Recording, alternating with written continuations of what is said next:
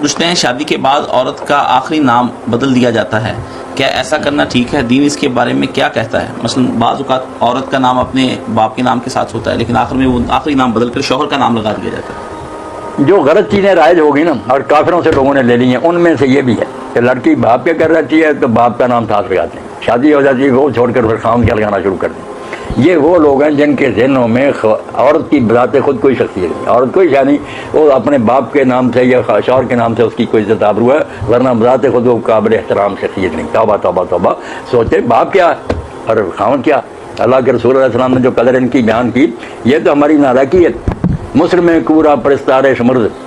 بہراز حکمت قرآن پر اقبال کہتے ہیں جس بیوقوف اور نادان نے عورت کو نوکرانی سمجھا بہراز حکمت قرآن، اس کو قرآن کی حکمت سے ایسا ہی نہیں ملا۔ قرآن کو مانتا پتہ چلتا تیرے باپ کو اللہ نے تیسرے چوتھے نمبر پر رکھا،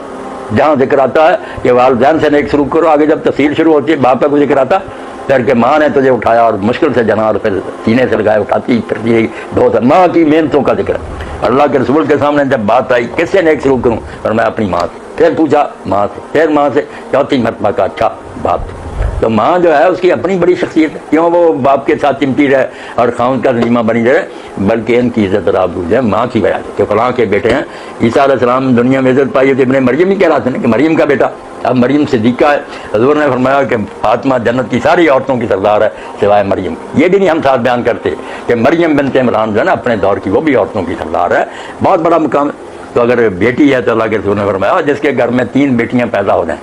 وہ اچھا سلوک کرے، برا نہ جانے، ان کی شادیاں کرے، تربیت کرے، ورنہ ستر اللہ ملنا۔ بیٹے کے لیے نہیں کہا کہ وہ بچیاں جو ہیں اس باپ کے لیے دوزخ سے پردہ بن لے گی، بچا لے گی باپ کو۔ لوگوں نے پوچھا اللہ کے رسول اگر 2 ہیں، فرمایا ہاں 2 بھی اسی طرح۔ تو لوگ کہتے ہیں ہم نے ایک کا نہ پوچھا، ورنہ حضور وہ بھی یہی فرماتے، ایک بچی کا بھی معاملہ۔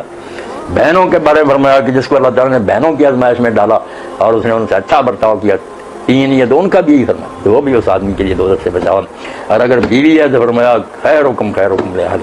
تم میں سے سب سے نیک مومن وہ ہوگا اچھا قیامت کے دن جس کا برتاؤ اپنی گھر والی سے اچھا ہوگا۔ اب سب مسلمان بچے عورتیں سن رہے ہیں، میں کہتا ہوں تم اپنے رسول کو یاد کرو، جب اللہ کے پاک پیغمبر دنیا چھوڑ رہے تھے اور آپ نے پورے ملک عرب میں اعلان کرا دیا کہ یہ میرا آخری دیدار ہے، اگلے سال تم مجھے نہیں دیکھو گے، اللہ کی طرف سے اطلاع مل گئی، سارا عرب و منڈ آیا، بچے تک ساتھ لے آئے لوگ،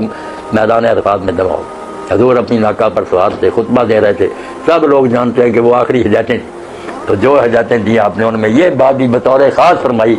واتقوا اللہ فی النساء، کبھی فرمایا استوصوا بالنساء خیرا، پلے باندھو میری یہ ہدایت کہ عورتوں سے کے بارے میں معاملہ کرتے اللہ سے بہت ڈرنا، فإنکم أخذتموهن من أمانة اللہ۔ جب ایک عالم تمہیں یہ بچی دے رہا ہوتا کہ میں نے تیرے ساتھ نکاح کرا، تم کہتے میں نے قبول کیا،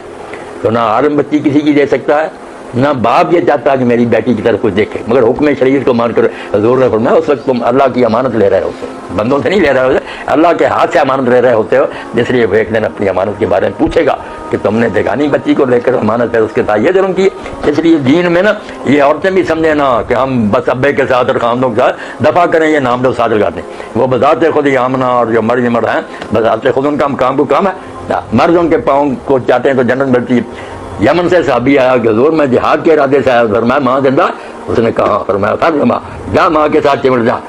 جنت تحت رجلہ،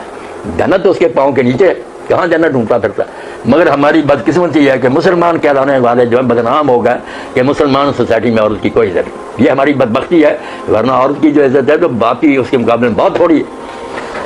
اللہ توفیق دے کہ ہم ماؤں بہنوں بیٹیوں اور سارے اپنی بیویوں کے حقوق پہچانیں اور ایسا کر کے دکھائیں کہ دنیا مانے کہ واقعی رسول اللہ کی امت کو ایسا ہی ہونا چاہیے۔